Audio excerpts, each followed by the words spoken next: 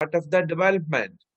You are of opinion that women, they may be given opportunity to be part of the development because currently their services, they remain unnoticed. They are going to be ignored. So rather than saying that a woman, they need to be made part of the development, you need to change your thinking and you have to appreciate their role. Women are already part of development because no development can be made without involvement of women. Problem lies with the recognition of their services. So you have to recognize their services. You have to acknowledge their potentials. You have to appreciate their performance. You have to reward their services. That is a women and development. ठीक है कि women जो हैं, they are already essential part of the development. Okay अब जो women हैं, आपको women क्यों उनका ये ख्याल है कि ओके मसलन अगर हम बात करें इसकी किसकी बात करें ओके अगर हम इकोनॉमी की बात करें, who is the founder of modern economics by the way?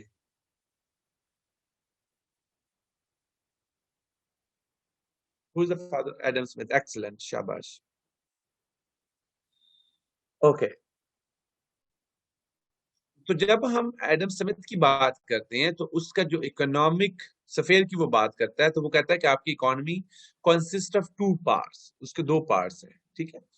एक कौन सा आपका प्रोडक्टिव पार्ट है और दूसरा उसका हाउस होल्ड पार्ट है. अगर आपका जो प्रोडक्शन की अगर हम बात करें तो प्रोडक्शन मोस्टली डोमिनेटेड है बाय मेन और हाउस होल्ड टास्क किसके पास है? By women. अब एडम स्मिथ के नजदीक जब आप मॉडर्न इकोनॉमिक्स की बात करते हैं तो उसमें बोथ आर इक्वली इंपॉर्टेंट. कि जो आपका प्रोडक्शन है वो विदाउट मैनेजमेंट वो कुछ भी नहीं है. तो जो हाउस होल्ड मैनेजमेंट है दैट इज विद वुमेन. इनका ये ख्याल था कि जो करंटली वुमेन हैं they are going to be engaged in domestic affair और उनका जो डोमेस्टिक रोल है दैट इज अनपेड. उनके लिए उनके सर्विसेज को एक्नॉलेज नहीं किया जाता, जिसकी वजह से वो अननोटिस रहता है और आप समझते हैं कि वुमेन डेवलपमेंट का पार्ट नहीं है. So women are already part of the development while getting engaged in domestic affairs. लेकिन उसके लिए वो जो सर्विसेज देती हैं, अब देखें ना कि फॉर एग्जांपल एक फीमेल जॉब नहीं करती. अगर एक फीमेल जॉब नहीं करती तो आपका क्या ख्याल है कि वो घर में सारा दिन सोती है? What do you think? क्या करती है?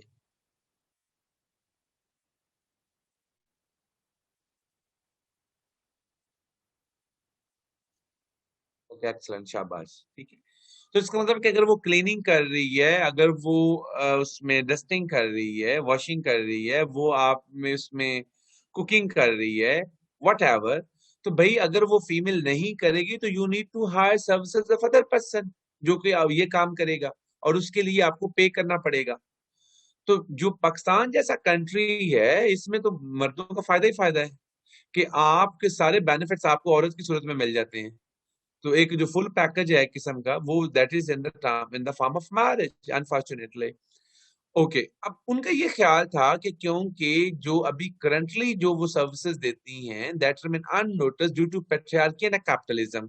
Again when you talking of a capitalism there is also patriarchal thinking as well. Noise and noise क्या मतलब बट साहब?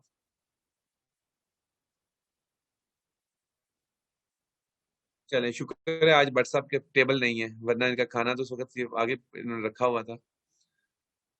तो आई होप सो कि बट साहब ने रोजा रखा होगा. चलें शुक्र है. ओके तो मैं आपको बता रहा था पेट्रियार्की. यस. ओके तो उनका ये ख्याल है कि ये जो पेट्रियार्की है व्हाट्सएप अफ्तारी किसी होर ने भी बुलाते हो या खुद ही कर खा जाते हो सारा कुछ? एनीहो तो उनका ये ख्याल है कि ये प्रॉब्लम जो है that remains with the patriarchy that even women they are going to get engaged but still their services they are not going to be rewarded. तो आप इस चीज पेट्रियार्की को खत्म करें. और उनका ये ख्याल है कि ये जो आप पेट्रियार्की की बात करते हैं या कैपिटलिज्म जो again that is a patriarchy.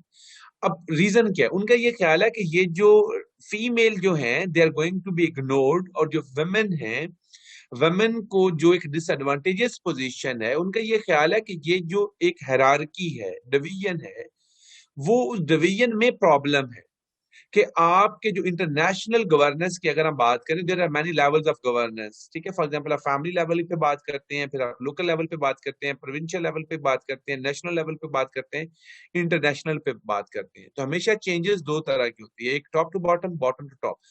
उनका ये ख्याल है कि जो वुमेन की एक्सप्लॉयटेशन हो रही है ना कैपिटलिज्म, इसमें जो चेंज एसेंशियल है that is top to bottom approach, ठीक है। अब उनका ये ख्याल था कि जो इंटरनेशनल स्ट्रक्चर है, उस इंटरनेशनल स्ट्रक्चर में भी इनइक्वालिटी है। कि इंटरनेशनल स्ट्रक्चर में क्या मुराद है?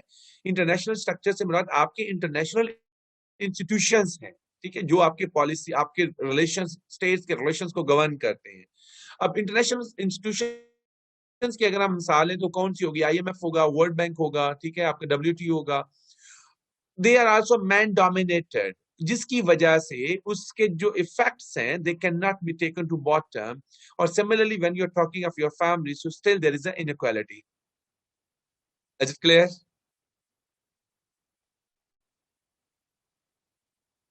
ओके। अब उनका ये ख्याल था कि जो फिर जो वेमेन के रोल है, वेमेन के रोल किस तरह से नोटिसेबल हो सकते हैं? वेमेन के रोल नोटिसेबल हो सकते हैं when a woman is going to prefer public role to private role. अब प्राइवेट सफेयर क्या है? प्राइवेट सफेयर में उसका जो रोल्स हैं और उसके जो हाउस होल्ड टास्क हैं, they are private sphere. Public roles में कौन से हैं जो कि उसके ओवरऑल जिसमें उसको सर्विस रिवार्ड मिलता है? उनका ये ख्याल था कि जो वुमेन है, if they have option, so women should prefer public roll over private affair. Okay. और उनका ये भी ख्याल था कि जो वुमेन है, they are the important economic actors in the societies.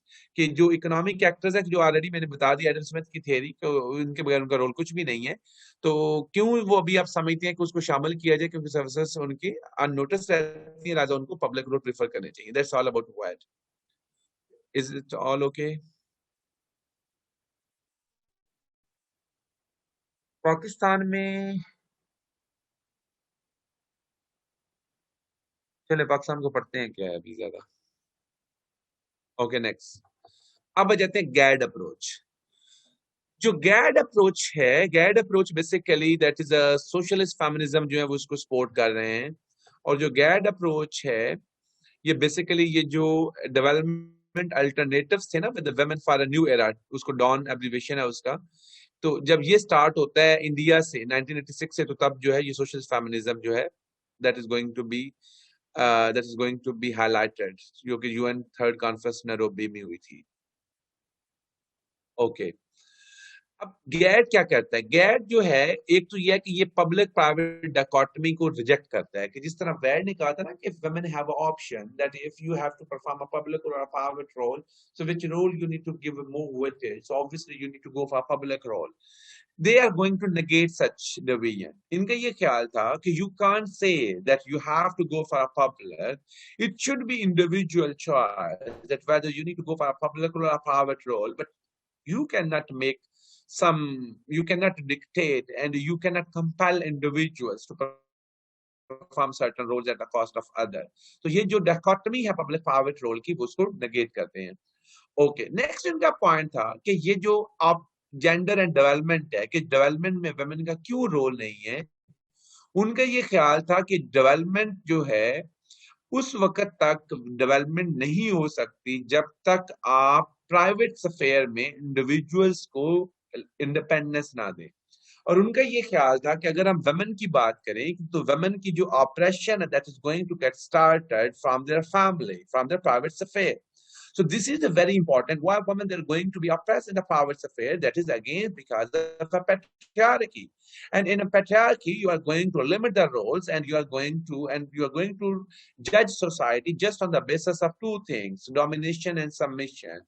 Women they are going to consider as a submissive, and men they are going to be considered more dominant here. Okay. Next उनका ये ख्याल था कि जो women है development के लिए, जो women obviously when you talking of a gender, so not specifically they are going to talk of just women, they are talking of a third sex also, they are talking of all genders, men, women and transgender. But again, you can say when you're talking of a gender, so women are also part of it. And women, because they are more in number in term of their victim, this is one of the reasons that still we are going to focus more on women. अच्छा, speed, okay okay okay, got it got it. With when में difference clear नहीं हुआ, ये समाविया इसको करते हैं अभी clear, don't worry, ठीक है जी। जहूर साहब करते हैं क्लियर,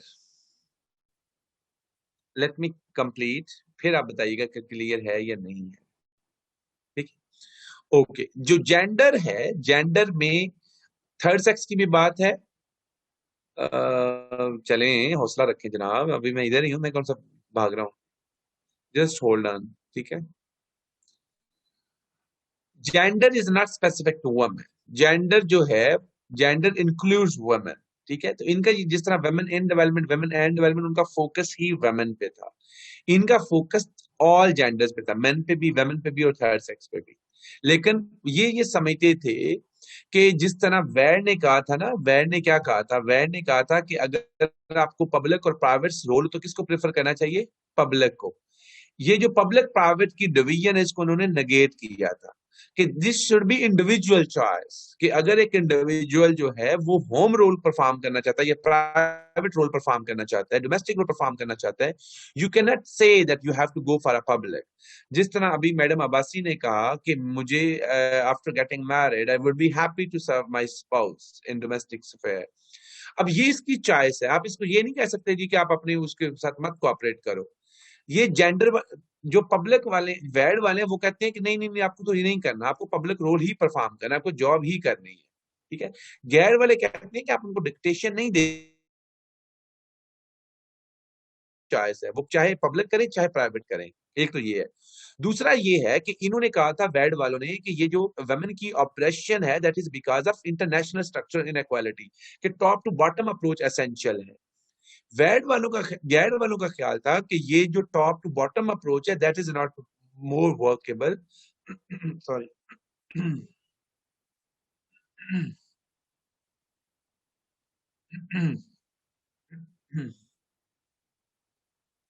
ओके, इनका ये ख्याल था कि bottom to top approach that would be more valid here, कि बजाय कि जब तक इंटरनेशनल लेवल पे इक्वालिटी नहीं आएगी, उसके इफेक्ट्स ट्रिकल डाउन नहीं होगी और बॉटम पे चेंज नहीं आएगी। इनका ये ख्याल था कि आपको ग्रास रूट लेवल से टॉप लेवल तक चेंज लाने की जरूरत है, और सबसे पहले चेंज आपकी फैमिली में आनी चाहिए, आपके प्राइवेट स्फीयर में इंडिविजुअल को इंडिपेंडेंट करना चाहिए, और प्राइवेट स्फीयर में जो इंडिविजुअल की विक्टिमाइजेशन है उसको आपको कर्टेल करना चाहिए। Is it clear? कुछ बात पहले पड़ी? Thank you very much.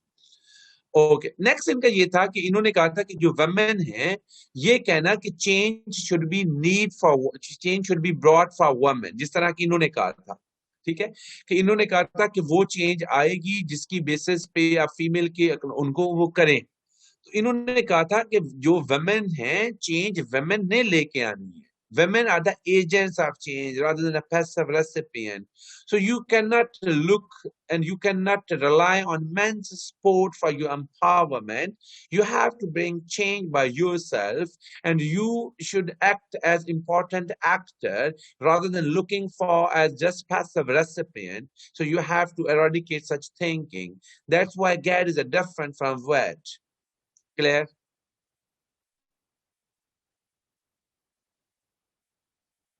Okay, thank you very much. Next इनका ये ख्याल था कि political voice is also very important, कि जब तक आप पॉलिटिकल इनिशिएटिव्स नहीं लोगे, तब तक आपके बाकी इशू भी जो है वो रिजॉल्व नहीं होंगे, ठीक है। इसमें एक स्लोगन यूज होता है, let me recall that slogan, उसका नाम है,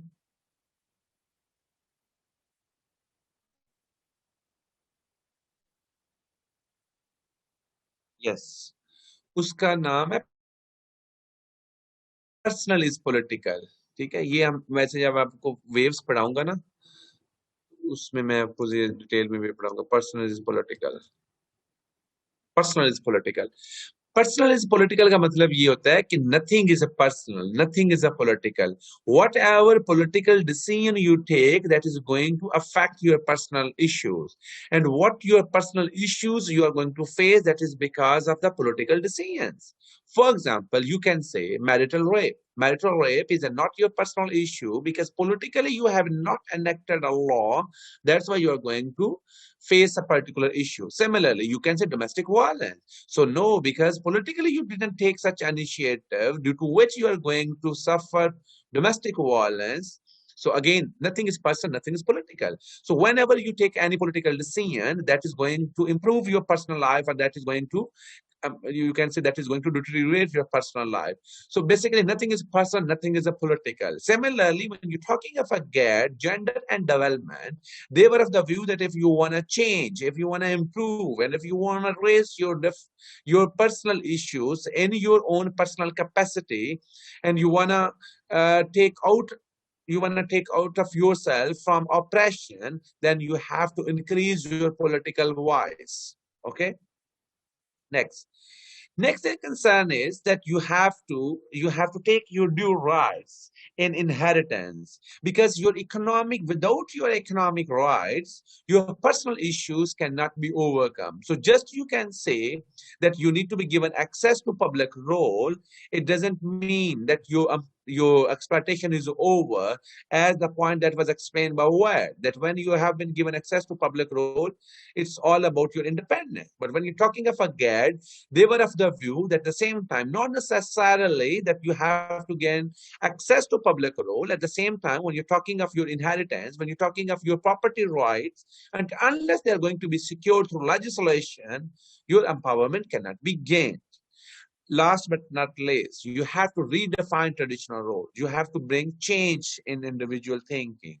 You have to change the non-material culture. You have to change ideology of individual. You have to eradicate such clear-cut demarcation in role. This is for male, this is for female. So you have to redefine roles. Is it clear? That is all about GET.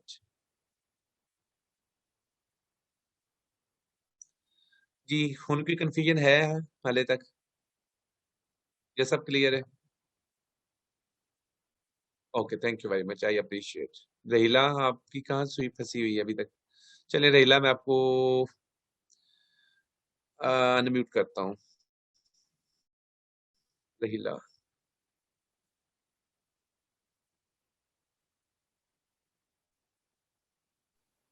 Ji, रहीला ji sir, मुझे ये समझ नहीं आया कि गैड वालों ने भी तो वुमेन के रिलेटेड ही बोला है ना, तो फिर वुमेन एंड डेवलपमेंट में भी तो इसमें जेंडर का क्या है?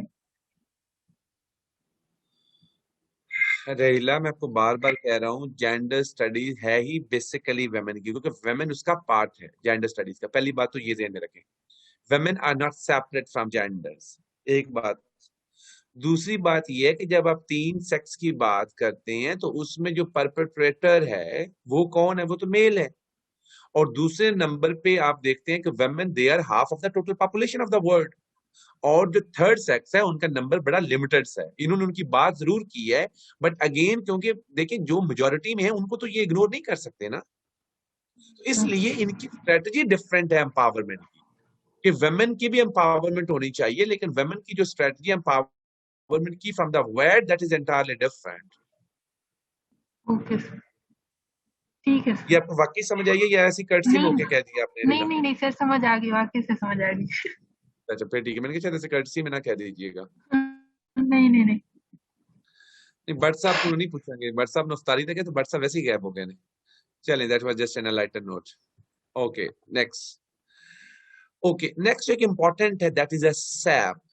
भट्ट साहब कभी सैप खाया है अपनी इफ्तारी में? चलें भट्ट साहब ने सैप तो नहीं खाया होगा, स्नेक खाया होगा। चलें ओके। तो जो सैप है that is a structural adjustment programs, ठीक है। अब जब हम स्ट्रक्चरल एडजस्ट प्रोग्राम्स की बात करते हैं, सो ये बेसिकली ये जो सैप है ना, ये आपकी जो इंटरनेशनल गवर्नेंस है, ये चीज उससे रिलेट करती है कि आपके जो इंटरनेशनल स्ट्रक्चर्स हैं, आपका इंटरनेशनल स्ट्रक्चर किस तरह से जेंडर डिस्पैरिटी को सपोर्ट करता है या जेंडर डिस्पैरिटी के लिए फेवरेबल एनवायरनमेंट देता है। That's all about this. Okay, अब जब हम बात करते हैं SAP की structural adjustment programs, how do you define SAP structure adjustment programs क्या होते हैं? आई एम सॉरी मैंने यहाँ पे लिखा नहीं है, लेकिन I can type here for you. SAPs जो है ये बेसिकली आपकी इकोनॉमिक पॉलिसीज हैं। ये यसर आपको आता है या मैं चलिए यसर को एक मौका दे देते हैं। Yasir, would you like to speak, would you like to explain the concept of SAP if it is convenient to you? Yasir, Yasir भी भाग गया, नहीं है यसर अभी मीटिंग में।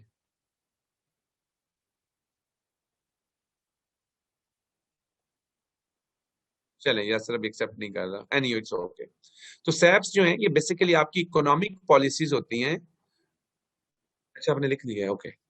ये आपकी इकोनॉमिक पॉलिसीज हैं, और ये इकोनॉमिक पॉलिसीज जो हैं ये कौन देता है?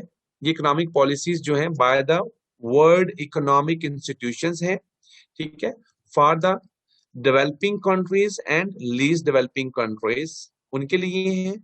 और इसमें उनको क्या होता क्या है, बेसिकली इसमें सर्टन फाइनेंशियल असिस्टेंस मिलती है। और ये जो फाइनेंशियल असिस्टेंस मिलती है ये कब मिलती है उनको? ये basically subject to fulfilment of certain conditions, ठीक है, subject to fulfillment of certain conditions. So basically how many ingredients are there in this definition? Okay, these are the economic policies by the world economic institutions for the developing least developing countries, whereby certain financial assistance is given subject to fulfill certain conditions. तो total कितनी conditions हैं इसकी? 5, ठीक है। ingredients आप बात करें इस definitions के तो 5 हुए। वर्ल्ड इकोनॉमिक इंस्टीट्यूशंस कौन से हैं? वो IMF है और वो वर्ल्ड बैंक है, ठीक है, clear? Is it clear? Okay. अब बात ये है कि ये जो फाइनेंशियल असिस्टेंस है आपको क्यों मिलेगी, ठीक है, क्यों आपको IMF पैसे देगा? ओके, ऑब्वियसली जब आप किसी से पैसे लेंगे तो वो, अब आप कहेंगे कि भट्ट साहब आप तो इतना 5,000 का डेली का खाना खा जाते हो, तो 5,000 हमें भी उधारी दे दो। तो भट्ट साहब वो लोन आपको नहीं देंगे। क्यों नहीं देंगे? भट्ट साहब के माइंड में ये होगा कि यार वेदर यू कैन री loan or not, what are the conditions on the basis of which he is going to issue some loans to you. So without assessing your credibility and without knowing your target for which you are going to ask for money, BATSA will never allow you for loan. Similarly, okay, देखा ना, okay चलें ठीक है but साहब। इसी तरह हम कहते हैं कि जो सैप है, सैप जब आपको पैसे देता है तो उसके कुछ टारगेट्स होते हैं। मसलन लिबरलाइज द इकोनॉमी, कि आप अपनी इकोनॉमी को लिबरलाइज करो, आप कंपटीशन को सपोर्ट करो, ठीक है, कार्टलाइजेशन को खत्म करो, मोनोपोली को खत्म करो, ठीक है, प्राइवेट सेक्टर को स्ट्रॉन्ग करो, ठीक है, आप जो है फिस्कल इम्बैलेंस को ओवरकम करो, पॉवर्टी को खत्म करो, आप अपनी एक्सपोर्ट्स को बढ़ाओ, ठीक है, एक्सपोर्ट्स को बढ़ाओगे तो पैसा वापस कर पाओगे ना, ठीक है। और आप ऐसी कंडीशंस लेके आओ, making country capable of returning loan, ठीक है, कि आप फॉर एग्जांपल अपनी सब्सिडी खत्म करो, आप अपने एक्सपेंडिचर्स कम करो, फिर ही आप लोन वापस कर पाओगे ना। जब तक आप अपने एक्सपेंडिचर्स कम नहीं करेंगे, रेवेन्यू नहीं बढ़ाएंगे, आप लोन कैसे खत्म कर पाएंगे? Are you getting my point? तो ये कंडीशंस होती हैं जिसकी बेस पे आपको पैसे मिलते हैं, जो हम कह रहे थे subject to fulfilment certain conditions. Is it clear? Is all good? Okay, thank you very much. अच्छा अब मुझे ये बताएं कि ये जो सैप है, आप सैप के रिलेशन को पाकिस्तान के साथ कैसे देखते हैं? इज इट गुड और बैड? ये थोड़ी सी हिस्ट्री है इसकी, ठीक है। 2009 में भी है, फिर 2019 में, ठीक है। ओके, ये तो नेक्स्ट क्या है? What is the next slide? Okay छोड़ें, चलें अब आप मुझे बताएं। अच्छा, who is going to contribute? whom should I unmute? Who is interested to speak here?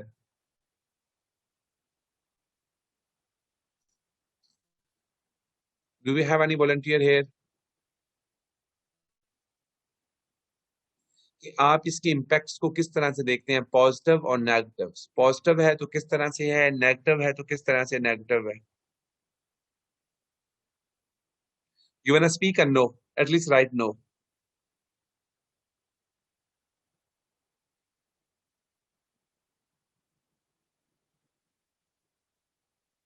कोई भी नहीं बोलना चाहता? चलें, मुबारक, शुक्रिया। ओके, बड़े अफसोस की बात है।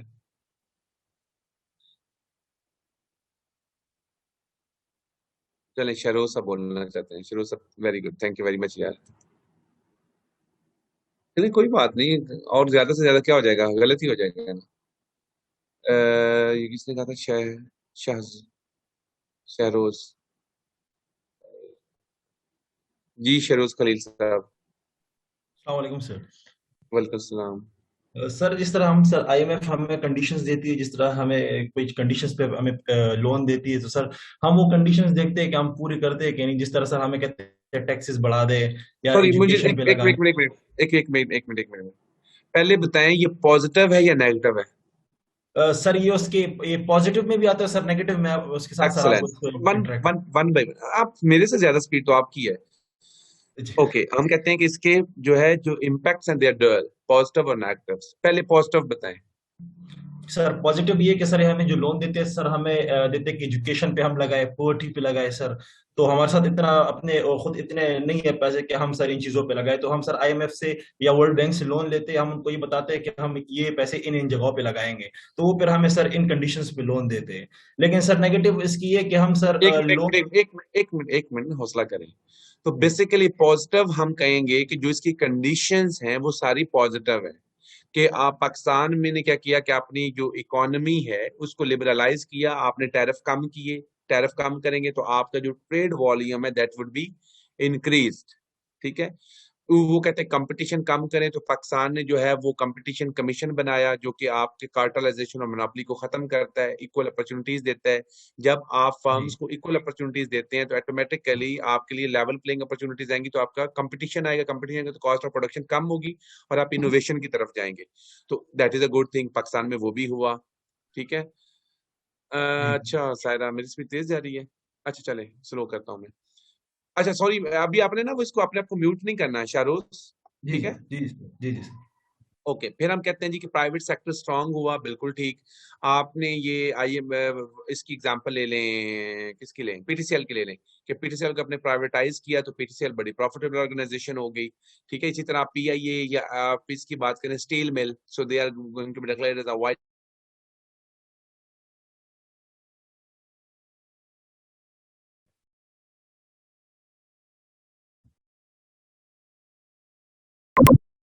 शुरू किए, ताकि जो पॉवर्टी है उससे लोगों को निकाला जा सके। ठीक है। आपने सर्टन लोन्स दिए बिजनेस के लिए। और आपको आवाज आ रही है, कैन यू हेयर मी? जी जी आ रही है सर, आ रही है। स्टेट आ बैंक हो रही गया है। Sir. Thank you very much. Okay, उसके बाद आप कहते हैं आप अपनी एक्सपोर्ट्स को बढ़ाएं, तो जो गवर्नमेंट है, गवर्नमेंट क्या करती है, गवर्नमेंट इन्वेस्टमेंट पॉलिसीज लेके आती है, गवर्नमेंट ट्रेड पॉलिसीज लेके आती है। और जो मल्टीनेशनल कंपनीज हैं, गवर्नमेंट उनको सपोर्ट करती है कि आप इन्वेस्टमेंट करें ताकि कंट्री की प्रोडक्शन बढ़े। और प्रोडक्शन बढ़ेगी तो आपकी एक्सपोर्ट्स बढ़ेगी एंड सो ऑन। तो ये तो सारी चीजें होगी पॉजिटिव। ठीक है। अब आ जी जी जाती हैं कि जो सैप है उसके पाकिस्तान पे नेगेटिव इम्पैक्ट्स हैं। जी Sheroz, now it's your turn. जी सर। नेगेटिव ये है सर कि जिस तरह वो हमें लोन देते हैं इन चीजों के लिए कि हम इन वुमेन एम्पावरमेंट पे लगाए, एजुकेशन पे लगाए। हाँ, वो सर हमें आगे से बताते हैं कि टैक्स ज्यादा कलेक्ट कर, लेकिन हम सर टैक्स नहीं कलेक्ट पाते, नहीं कलेक्ट कर सकते इतना सर। और सर दूसरी बात ये सर, हम वो हमें जिस चीज के लिए फंडिंग देते हैं उसमें सर करप्शन होती है सर। अगर वो हमें वुमेन एम्पावरमेंट के लिए देते या एजुकेशन के लिए या फूड सिक्योरिटी के लिए देते, तो हम सर उसमें करप्शन हो जाती है सर। ये एक बड़ा सर नेगेटिव इम्पैक्ट है उसका सर। तो हम इसका सर प्रॉपर आईएमएफ का क्या यूटिलाइज। लेना देना? अगर करप्शन है तो corruption is your internal issue, इसका आईएमएफ के साथ लिंक तो कोई नहीं है। हम तो आईएमएफ की बात कर रहे हैं ना, कि आईएमएफ के साथ जो कंडीशन है वो गलत है। अगर वो गलत है तो हम उस पर बात करें ना। हम जी अपने इंटरनल इश्यूज को तो आईएमएफ के साथ लिंक नहीं कर सकते। स्टेट बैंक का सर जिस तरह हमने किया सर, स्टेट बैंक की जो कंडीशंस थी सर वो हमारे पे नेगेटिव इम्पैक्ट करते हैं सर। हमने बहुत ज्यादा उसको सर ऑटोनोमस कर दिया सर, इतना नहीं करना चाहिए था सर। तो ये एक है सर कंडीशन जो स्टेट बैंक आईएमएफ ने हमारे पे रखी है सर। नहीं, मेरा इसके एक ख्याल है कि आप नेगेटिव। इसको, नहीं आप मेरा ख्याल इसको सही एक्सप्लेन नहीं कर पा रहे। So let me explain, don't worry. Any thank you very much Sheroz, I thank you sir. Appreciate your thank you. Contribution. Okay. अगर हम इसको, पहली बात तो ये है कि मैंने अभी कोई नहीं कहा कि वो पॉजिटिव है या नेगेटिव है, शाह साहब स्टेट बैंक वाली बात मैंने अभी नहीं कहा। ठीक है। ओके। मेरा ख्याल पहले मुझे कंप्लीट करने दें, उसके बाद हम इसको देखते हैं।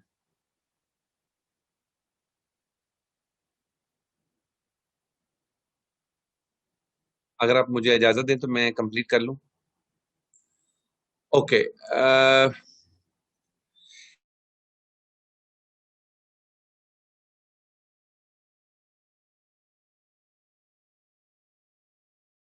ये कहते हैं कि आप कंट्री कैपेबल तब होता है जब उसके पास रिसोर्सेज होंगे, तो वो पैसे देगा ना। वो पैसे कब होंगे? जब अपने वो रेवेन्यू को बढ़ाएगा। रेवेन्यू कब बढ़ाएगा? रेवेन्यू बढ़ाएगा थ्रू टैक्सेस। टैक्स को कितनी तरह के होते हैं? दो तरह के होते हैं, डायरेक्ट टैक्स और इनडायरेक्ट टैक्स।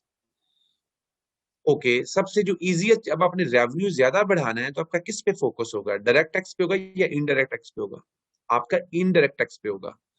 कि भट्ट साहब जो है 5,000 का खाना खाते हैं, भट्ट साहब जो है एक टाइम का, अगर भट्ट साहब नेस्ले की बोतल लेते हैं तो भट्ट साहब उस पर 2 रुपए टैक्स देते हैं।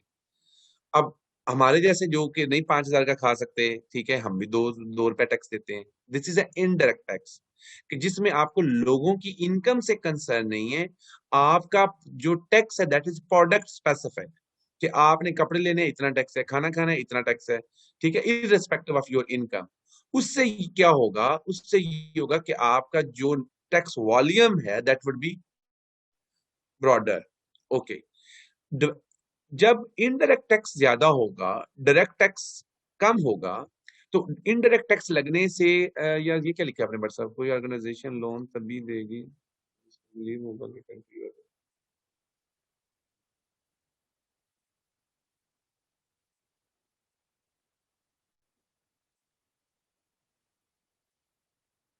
ये अब क्या बातें अपनी शुरू कर दी हैं?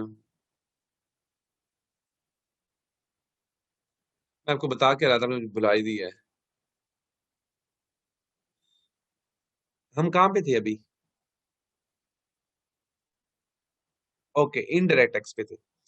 तो स्टेट वो उनको कहते हैं कि आप अपना टैक्स वॉल्यूम बढ़ाएं। जब वो कहते हैं टैक्स वॉल्यूम बढ़ाएं तो आप इनडायरेक्ट टैक्स बढ़ा देते हैं। जब इनडायरेक्ट टैक्स आप बढ़ाएंगे तो इनडायरेक्ट टैक्स बढ़ने से आपकी परचेजिंग पावर कम होगी, ज्यादा होगी? कम होगी। जब आपकी परचेजिंग पावर कम होगी तो आपकी सेविंग कम होगी, ज्यादा होगी? आपकी सेविंग भी कम होगी। जब आपकी सेविंग कम होगी तो आपकी इन्वेस्टमेंट कम होगी, ज्यादा होगी? इन्वेस्टमेंट भी कम होगी। जब इन्वेस्टमेंट कम होगी तो आपकी प्रोडक्शन कम होगी, ज्यादा होगी? प्रोडक्शन भी कम होगी। जब प्रोडक्शन कम होगी तो आपकी एक्सपोर्ट्स कम होगी, ज्यादा होगी? एक्सपोर्ट्स भी कम होगी। जब एक्सपोर्ट्स कम होंगी तो आपकी इंपोर्ट्स ज्यादा होंगी, कम होंगी? आपकी इंपोर्ट्स ज्यादा होंगी। जब इंपोर्ट्स ज्यादा होंगी तो that would be a trade deficit. जब ट्रेड डेफिसिट होगा तो आपका जो फॉरेन रिजर्व्स हैं, फॉरेन रिजर्व्स की डिप्लीशन होगी। जब फॉरेन रिजर्व्स की डिप्लीशन डिप्लीशन होगी तो आपकी करेंसी अप्रिशिएट करेगी या डेप्रिशिएट करेगी? आपकी करेंसी डेप्रिशिएट करेगी। जब आपकी करेंसी डेप्रिशिएट करेगी तो आपकी कंट्री में इन्फ्लेशन होगी, डिफ्लेशन होगी? आपकी कंट्री में इन्फ्लेशन होगी। तो जब आपकी कंट्री में इन्फ्लेशन होगी तो पॉवर्टी कम होगी, ज्यादा होगी? पॉवर्टी ज्यादा होगी। तो that is a vicious circle, कि एक तरफ आप कहते हैं कि आप पॉवर्टी कम करो, दूसरी तरफ आपकी जो कंडीशंस हो जाती हैं वो पॉवर्टी को सपोर्ट करती हैं। Are you getting my point? Is it clear? ठीक है, ओके। दुनिया में जो टैक्स है, दुनिया में 60% डायरेक्ट टैक्स है, ठीक है, और 40% जो होता है वो आपका इनडायरेक्ट टैक्स है। अगर आप पाकिस्तान की बात करें तो पाकिस्तान में करंटली जो है वो 65% जो है that is a indirect tax, और आपका जो 35% है that is a direct tax. ठीक है, तो एक तो ये हो गया। दूसरे नंबर पे वो कहते हैं कि आप अपने प्राइवेट सेक्टर को स्ट्रॉन्गर करो, या चलें उससे पहले ये कर लें। वो कहते हैं आप अपनी इकोनॉमी को लिबरलाइज करो। आप अपनी इकोनॉमी को कब लिबरलाइज करते हो? जब आपकी इंडस्ट्री कंपटीशन के मोड में हो। तो जब आपकी कंपटीशन, आपकी जो इंडस्ट्री है वो कंपेटिटिव नहीं है, जब आपकी इंडस्ट्री जो है वो उसकी कॉस्ट ऑफ प्रोडक्शन जो है that is very high, you can not liberalise your economy, otherwise your economy would collapse. तो जब आपकी इकोनॉमी कोलैप्स करेगी तो ऑटोमेटिकली आपकी जो इंडस्ट्री कोलैप्स करेगी तो अनएम्प्लॉयमेंट ज्यादा होगी। जब अनएम्प्लॉयमेंट ज्यादा होगी तो ऑटोमेटिकली पॉवर्टी बढ़ेगी। फिर आप कहते हैं कि आप अपनी पॉवर्टी खत्म करो।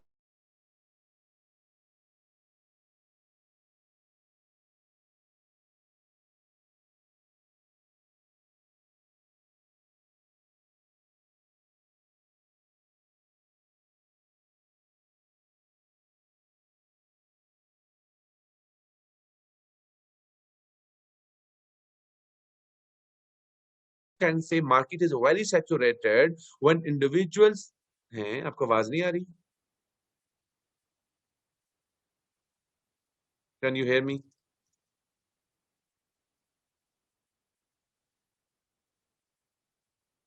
छोड़े यार, आपने सारा टेम्पो ही तोड़ दिया। चलें बस छोड़ें। तो ये सारे नेगेटिव इम्पैक्ट्स हैं। वो एक रिदम में मैं आपको बता रहा था, आपको समझ ही नहीं आई। चले छोड़ दें, जितनी आगे उतनी बड़ी है। ठीक है, just have a look over this. ये लिखे हुए हैं, इसको देख लें। Clear? Should I move next?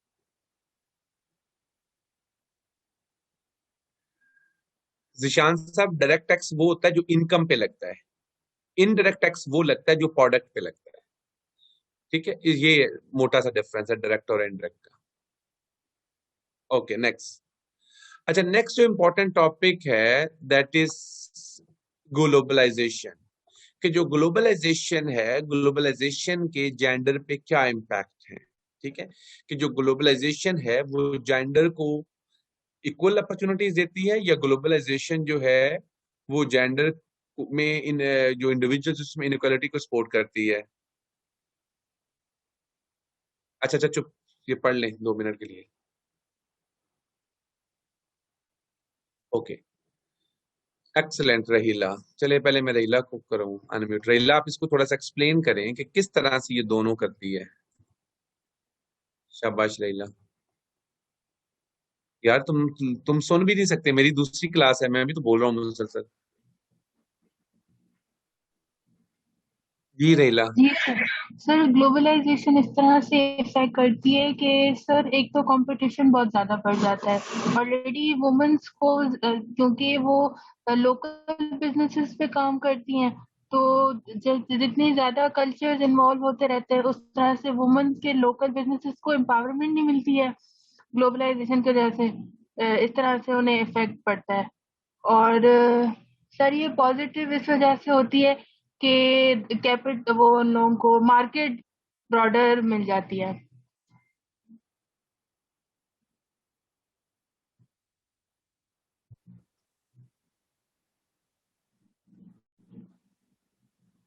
No sir, आपकी आवाज नहीं आ रही है। अच्छा सॉरी, मेरा ख्याल है मेरे नेट में। दोबारा बताइएगा, ये फीमेल के लिए कैसे सपोर्टिव नहीं है रहीला? सर ये इस तरह से सपोर्टिव नहीं है क्योंकि वुमेन काम होता है वो उनकी लोकल मार्केट का होता है। तो जिस ठीक है। तरह से ग्लोबलाइजेशन बढ़ जाती है, डिफरेंट कल्चर्स इन्वॉल्व हो जाते हैं, तो उनको इतनी ना कंपटीशन उनका बढ़ जाता है और गवर्नमेंट उनको एम्पावर करती नहीं है।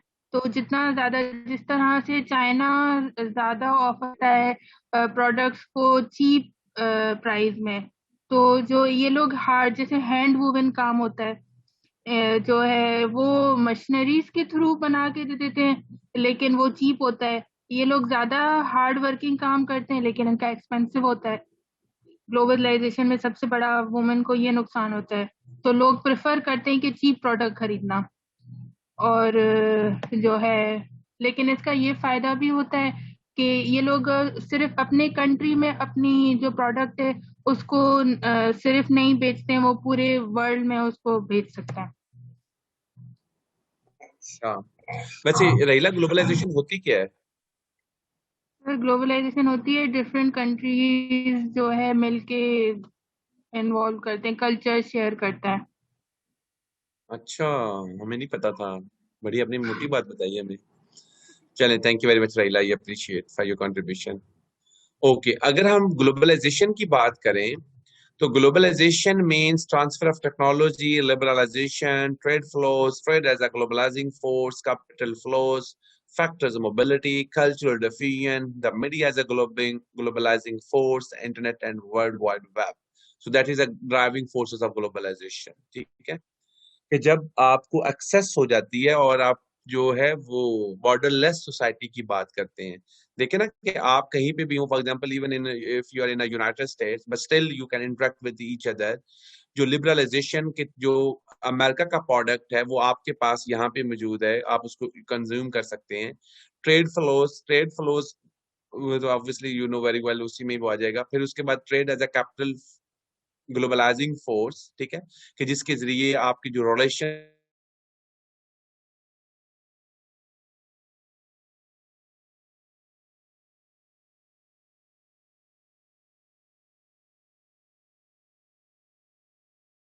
certain countries you can move freely, cultural diffusion के जो रहीला है वो, यार आपको आवाज नहीं आ रही?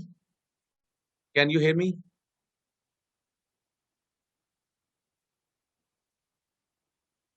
Can you hear me? अब आ रही है? Okay okay, thank you very much. चले, ओके, अब क्लियर है? Should I continue?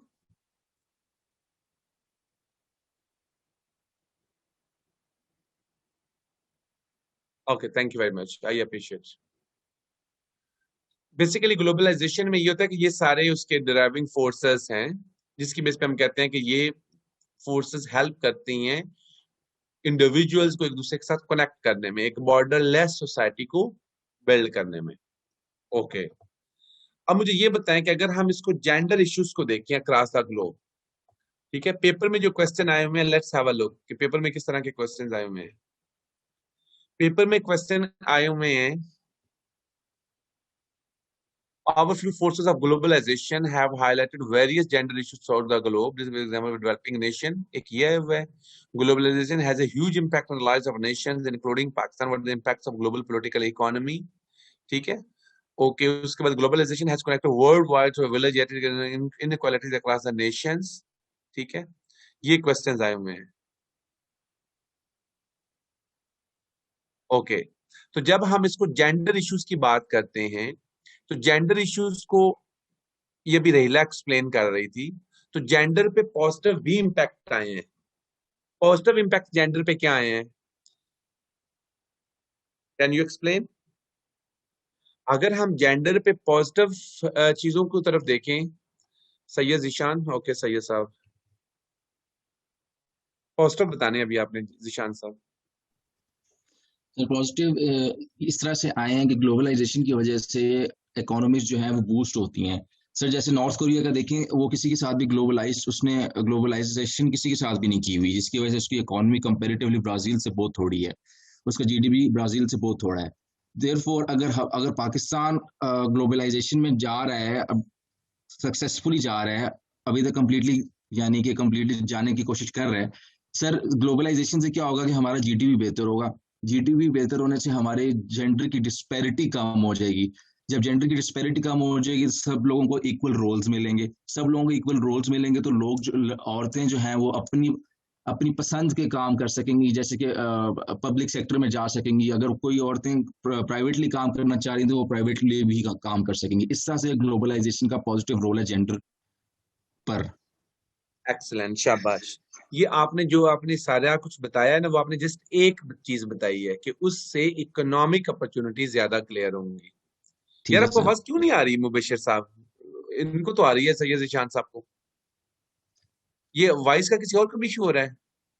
अच्छा, नहीं चलिए सर। आप अच्छा चलें, ठीक है, okay, thank you very much जी जिशान साहब। तो ये जिस तरह जिशान ने अभी फरमाया कि वो बेसिकली उससे आपकी इकोनॉमिक अपॉर्चुनिटीज आ जाएंगी और वुमेन के लिए जो डिफरेंट एवेन्यूज हैं, they would be open for their economic empowerment in terms of jobs, और जिस तरह रहीला ने बताया कि इन टर्म ऑफ बिजनेस, ठीक है, तो that is a one aspect कि उस तरह उनकी इकोनॉमिक एम्पावरमेंट होगी। दूसरा जो पॉइंट है वो Shahroz has elaborated very well कि ग्लोबलाइजेशन की वजह से अब आपको आपके राइट्स की अवेयरनेस है, ठीक है। अब अवेयरनेस किस तरह से है कि मसलन आप कहते हो कि this is a crime, domestic violence should be declared as a crime, marital rape should be declared as a crime, ठीक है। इसी तरह आप कहते हो कि ये जो साथ आप कहते हैं कि ये जो वनी है, वट्टा सट्टा है, that is also you can से अ सॉर्ट ऑफ क्राइम, ठीक है। तो कम से कम जो ऑनर किलिंग है, that is consider as a crime. तो आपको अपने राइट्स का पता चलता है, ठीक है, आप अपनी लीगल जो प्रोटेक्शन है उसका आपको पता चलता है कि what are the issues in the world. तो आप इस कॉन्टेक्स्ट में भी इसको लेके जा सकते हैं, ठीक है। मसलन domestic violence, honour killing, rape, vani, marital rape, lack of wages parity, sexual harassment, economic violence, psychological violence, political violence, इनके बारे में अवेयरनेस आई है। That is a positive impact on gender. Is it clear?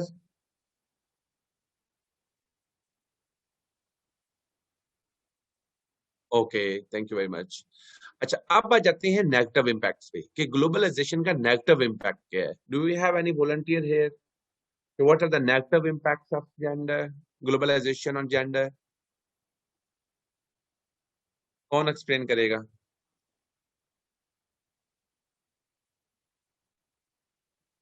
कोई भी नहीं करेगा?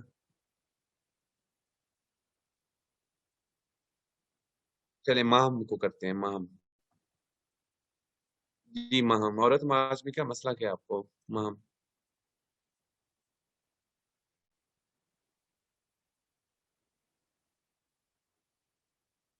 जी ma'am, can you explain? No? Okay okay, अगर हम कहते हैं चलें सैयद ज़ीशान को कर लेते हैं फिर।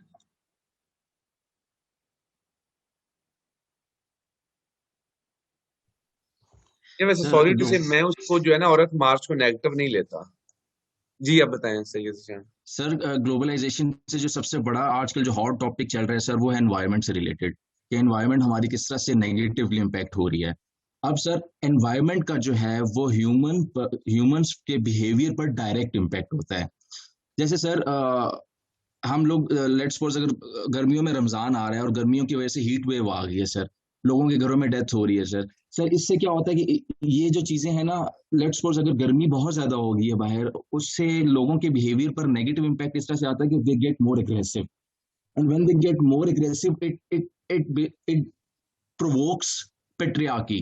तो पेट्रियार्की से क्या होता है कि सर फिर जेंडर रोल्स जो हैं वो सेक्रीफाइस हो जाते हैं, यानी कि उन फिर से जो है ना सर, वो मेल जो है वो फीमेल को सब्जुगेट करते हैं। तो basically environment has a direct relationship with the behaviour of humans, and on the contrary sir environment जो है वो डायरेक्टली आपकी नेगेटिवली इम्पैक्ट होती है ग्लोबलाइजेशन से। नहीं, तो ये ग्लोबलाइजेशन नेगेटिव इम्पैक्ट कैसे कर रहा है, पहले ये तो बताएं ना। सर आपने वही एग्जांपल रमजान की दी है, रमजान को छोड़ें अभी। सर अभी मैं आप आपसे वही ग्लोबलाइजेशन। सर मैं वही अर्ज कर रहा हूँ आपसे कि ग्लोबलाइजेशन से आपकी इन्वायरमेंट इम्पैक्ट होती है, एनवायरनमेंट से आपके ह्यूमन बिहेवियर्स इम्पैक्ट होते हैं, और मुझे ह्यूमन कोई बिहेवियर्स। एग्जांपल बताए ना। नहीं वो मुझे आपकी साइंस समझ आ गई है। जी मैं ये सर। कह रहा हूं कि आप ग्लोबलाइजेशन का एक इशू बताएं कि उस इशू से ये एनवायरनमेंट खराब हुआ है। सर जैसे इंडस्ट्रीज हैं इतने ऑयल स्पिल्स करती हैं सर सीज में जाके, ठीक है, उससे क्या होता है, एनवायरनमेंट खराब होता है।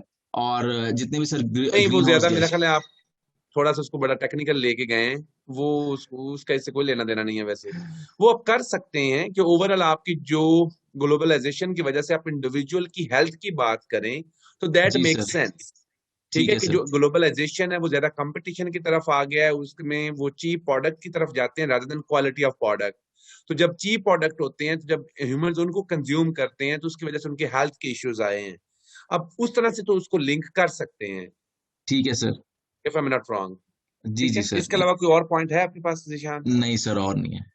चले नहीं, thank you very much Zeeshan, I really appreciate for your valuable contribution Zeeshan. Okay, उसके बाद अगर हम इसको जी जाम, जाम क्या बात है। जी जाम साहब, मैंने आपको रिक्वेस्ट भेजी है, मेरे ख्याल आप एक्सेप्ट नहीं कर रहे। It's okay.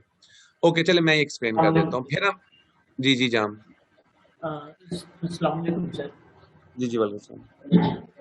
सर इसमें ये होता है जो मुझे समझ आ रहा है वो जब हमारा मतलब ग्लोबलाइजेशन से हमारा फैमिली सिस्टम के ऊपर एक तो इम्पेक्ट पड़ता है, और दूसरा जो कल्चर शेयरिंग होती है और उसके हवाले से ना जो हमारे रिलीजियस और यहाँ का जो ट्रेडिशन होता यार है मुझे सॉरी, मैं वो आपको इफेक्ट। इंटरप्ट कर रहा हूँ जाम साहब, आप ये वॉशरूम में बात कर रहे हैं, ये आपकी आवाज जो है वो इतनी वो क्यों कर सर रही है? ये हैंड फ्री लगाए हुए हैं, शायद लैपटॉप का कोई इशू होगा। अच्छा अच्छा अच्छा अच्छा। तो तो क्या कहते हैं, नहीं, जरा इसको एक्सप्लेन करें आप। यार मेरा ख्याल है कि जाम आपके जो है ना बिल्कुल वो वॉइस ज्यादा कंफर्टेबल नहीं है। तो it's okay, thank you very much brother. Sir. ठीक है, उसमें वो सही हमें से समझ नहीं आ रही। ओके, तो ग्लोबलाइजेशन का जो एक पॉइंट है जाम साहब का वो वेरी वैलिड, कि जाम साहब ने जो कहा कि फैमिली सिस्टम पे उसका जो इम्पैक्ट आता है, आई अप्रिशिएट हिम। रीजन क्या है कि ग्लोबलाइजेशन में जो एक तो ग्लोबलाइजेशन का नेगेटिव इम्पैक्ट जो डेवलपिंग कंट्री पे आता है वो ये आता है कि आपके लिए जब जॉब अपॉर्चुनिटीज आती हैं तो आपके लिए लो पेड जॉब्स आती हैं, आप हाई पेड जॉब्स आपके लिए ऑफर नहीं होती। कि अगर गोरा पाकिस्तान में आएगा तो वो हाई पेड जॉब्स के लिए आएगा, अगर आप अमेरिका में जाएंगे तो आप लो पेड जॉब्स पे जाएंगे। Are you getting my point? तो जो ग्लोबलाइजेशन है उसने डेवलपिंग कंट्रीज और डेवलप कंट्रीज के लिए डिफरेंट अपॉर्चुनिटीज लेके आए हैं। ओके, अगर आप फिलीपींस की एग्जांपल ले लें तो उनकी जो 80% उनके जो रेमिटेंसेस हैं वो लो पेड जॉब से आते हैं। अगर हम पाकिस्तान की मिसाल ले लें कि पाकिस्तान के सबसे ज्यादा जो एक्सपेट्रिएट्स हैं they are in Saudi Arabia, around 3 million. उसमें से जो 90% हैं again they are working on low paid jobs. तो जो इसमें जो ग्लोबलाइजेशन है ये डेवलपिंग कंट्रीज के लिए जो जॉब अपॉर्चुनिटीज क्रिएट करता है वो लो पेड जॉब्स करता है। फिर जो नेक्स्ट इसका जो इशू आता है कि क्योंकि जो अमेरिका को पाकिस्तान की नेशनैलिटी नहीं चाहिए, आपको अमेरिका की नेशनैलिटी चाहिए, जिसकी वजह से जो नेक्स्ट प्रॉब्लम ग्लोबलाइजेशन का आता है कि वो नेचुरलाइजेशन में जो डेवलपिंग कंट्रीज के मेंबर्स हैं वो नेचुरलाइज नहीं हो पाते, जिसकी वजह से वो अपनी फैमिलीज को विजिट नहीं कर पाते। और उसके बाद जो इलीगल ट्रैवलिंग की आप बात करें या इलीगल आप उसके लिए बात कर लें इलीगल मूवमेंट, कि डेवलपिंग कंट्रीज के लोग जो हैं वो इलीगली मूव करना चाहते हैं, जिसकी वजह से sometime they are going to be killed as well on borders. उसके अलावा अगर हम बात करें तो जो ग्लोबलाइजेशन है उसका जो इम्पैक्ट आता है वो अनस्किल्ड लेबर पे भी आता है, कि जो अनस्किल्ड लेबर है वो इनका जब आप ये कर लें कि उसमें करते हैं इंडिविजुअल्स को अट्रैक्ट करते हैं तो वो लो पेड और मेरा ख्याल unskilled labour that is almost that remains the same. Okay, उसके बाद जो एक इशू आ जाता है वो ह्यूमन ट्रैफिकिंग का भी आता है, कि ह्यूमन ट्रैफिकिंग में कौन से इंडिविजुअल्स जाएंगे, ऑब्वियसली डेवलपिंग कंट्रीज के जाएंगे ना, और लीस्ट डेवलपिंग कंट्रीज की ह्यूमन ट्रैफिकिंग होगी, अमेरिकन की तो ह्यूमन ट्रैफिकिंग नहीं होगी। ओके, तो दैट इज अनदर इशू। उसके बाद जो एक इशू आता है कल्चरल, वो अच्छा चलो वो हम बाद में करते हैं आरिफा, जो कल्चर अभी हम जेंडर पे देख रहे हैं ना, तो वो हम बाद में उसको कल्चरल इम्पैक्ट पे देखते हैं। So these are the some issues जो कि हम कहते हैं कि जो इंडिविजुअल्स हैं वो उनको फेस कर पाते हैं। हम कहते हैं कि जी कि जो स्टिल जो डेवलपिंग कंट्रीज हैं उसमें जो इंडिविजुअल डेवलप और लीस्ट डेवलपिंग कंट्रीज के जो इश्यूज हैं they are not going to be taken due attention at the same time. ठीक है, और इसमें जिस तरह हम कहते हैं कि फॉर एग्जाम्पल कश्मीर में जो उनकी जो फ्रीडम ऑफ स्पीच है या उनके जो फंडामेंटल राइट्स हैं, जिस तरह उनकी एब्रोगेशन होती है, या पैलेस्टाइनियन जो वुमेन है उनकी जो होती है, इसी तरह हम कहें कि किसी और की होंगी कंट्री में तो obviously there will be hell of difference, तो उसमें उनको इक्वल से नहीं है। तो पॉलिटिकल मैटर्स जो हैं वो they are given more weightage here. Okay, जब हम कल्चरल इश्यूज की बात करते हैं तो जो ग्लोबलाइजेशन है उसका कल्चर पे भी पॉजिटिव इम्पैक्ट है। कल्चर पे किस तरह से पॉजिटिव इम्पैक्ट है, मसलन ईटिंग पैटर्न्स, आपके fast food culture now is available, dressing patterns unisex जो अवेलेबल हैं, यूनिसेक्स क्लोथ्स। ठीक है, उसके अलावा आपकी जो अपीयरेंस है कि lifestyle, family patterns, marriage patterns, culture diffusion, ये ब्ला ब्ला ब्ला ये कर लेंगे पॉजिटिव्स। नेगेटिव्स आपके कल्चर पे किस तरह से आए हैं, नेगेटिव ये है कि आपकी जो इंडिविजुअलिटी है वो उस तरह से नहीं है। और उसके बाद हम ये कहते हैं कि आपकी जो कल्चरल वैल्यूज हैं वो थोड़ी सी डिमोलिश हुई हैं। ठीक है, और इसमें आप कौन सी बात करेंगे आपके कल्चर्स पे जो नेगेटिव इम्पैक्ट्स हैं, और इसमें क्या होगा, what do you think negative impacts में? इंडिविजुअलिटी इस तरह से होगा ना कि आप पहले होता था कि लोग they were considered more pure in term of lack of exposure as well, but now earlier family they were going to spend more time with their family members, but now even you are going to meet with one another after so many years, still whenever you are going to meet maybe you are going to get engaged in your own social applications, तो वो that is a negative impact कि आपके जो bondage है वो उस तरह से, एक तरफ से तो बॉर्डर खत्म हो गए हैं, दूसरी तरफ जो आपका जो रिलेशन है विद द इंडिविजुअल वो वीक हुआ है। ठीक है, ओके, उसके बाद आप ये कह लें कि आपका जो सेपरेशन वैसे पॉजिटिव भी कॉन्टेक्स्ट में भी है और नेगेटिव कॉन्टेक्स्ट में भी है। पॉजिटिव इस सेंस में है कि आप पे अगर अट्रॉसिटीज हो रही हैं इलीगली, और तो ऑब्वियसली उससे तो बेहतर है कि आप डिवोर्स या सेपरेशन को सपोर्ट करें, लेकिन अगर उसको just for sake of fun लें और आप उसको जो है इंडिविजुअल्स को साइकोलॉजिकली टॉर्चर करने के लिए डिवोर्स करें, तो this is something that is very alarming. तो that is a negative impact as well. और सुसाइड रेट की आप बात कर लें due to such separation that is getting high, तो उस कॉन्टेक्स्ट में वो नेगेटिव इम्पैक्ट में आ जाएगा। ठीक है, okay. xenophobia, okay, xenophobia means के fear of feeling being foreigner, ठीक है। और एथनोसेंट्रिज्म मींस कल्चरल सुपीरियरिटी, और इसमें जो है जीनोसेंट्रिज्म भी आता है। जीनोसेंट्रिज्म मींस जब आप अपने कल्चर को इंफीरियर फील करते हैं against foreign culture and so on. Clear? So that's all for this. Any questions so far?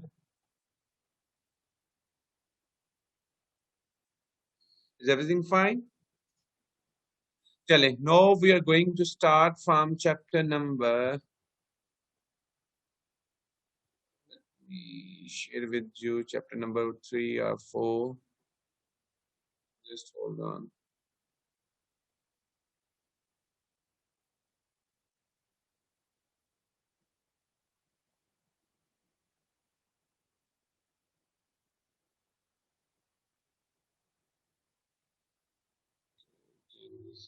Chapter 3 पहले करना है, चैप्टर 4 पहले करना है? मुझे बता दें, फिर मैं वो ओपन कर लेता हूँ। चैप्टर 3 कर लेते हैं। चलें चैप्टर 3 कर लेते हैं। ओके, सो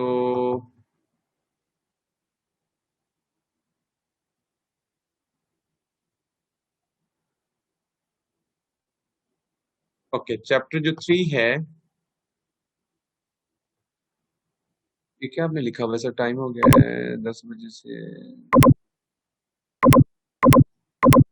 अच्छा, अल्लाह हाफिज कहते हैं, कोई बात नहीं, अभी थोड़ा सा पढ़ते हैं। आज मैं 10 मिनट आपके ऊपर ही लूंगा, टेंशन ना लें आप। मुझे फोकस ऑन वुमेन स्टडीज। यार, ये आपका कुछ लोगों को अभी भी कंफ्यूजन है कि हम वुमेन स्टडीज पे क्यों फोकस करते हैं। उसकी रीजन ये है कि वुमेन पे वायलेंस ज्यादा होता है। आप देखें ना, ओवरऑल पॉपुलेशन की बात करें, so men and women they are almost, you can say, half in number. तो क्योंकि वुमेन का नंबर ज्यादा है, उनके अगेंस्ट केसेस ज्यादा रजिस्टर्ड होते हैं, जिसकी बेसिस पे वुमेन को ज्यादा फोकस करते हैं। ठीक है, चले, कोई बात नहीं। आज आप 5 मिनट ले लीजिएगा क्लास उसकी, यूएस हिस्ट्री की। ठीक, ओके। जब हम चैप्टर 3 की बात करते हैं, तो जो चैप्टर 3 है, that relates with the feminism theories. ठीक है, फेमिनिज्म थ्योरीज एंड फैक्टर्स। और अगर हम इसके सिलेबस की बात करें, तो आपका जो सिलेबस है उसमें से कुछ लड़कियों ने इफ्तारी बनानी है। ये देखें, भट्ट साहब ने एक ही काम में खानदा, बस, और कोई काम नहीं। चले भट्ट साहब, अच्छी बात है। भट्ट साहब को रेसलिंग भी कर दे कि कोई नहीं? चले, ओके जी, भट्ट साहब ने कह दिया तो मेरा ख्याल, चले हम इसको नेक्स्ट क्लास में कंटिन्यू करेंगे। ठीक है, हम भट्ट साहब का जो, भट्ट साहब की सजेशन जो है ना, उसको वेट ही देते हैं। चले, थैंक यू। अगर आपको कोई जनरल क्वेश्चन है तो ठीक है। Do you have any general question? I should wind up the meeting. Any question?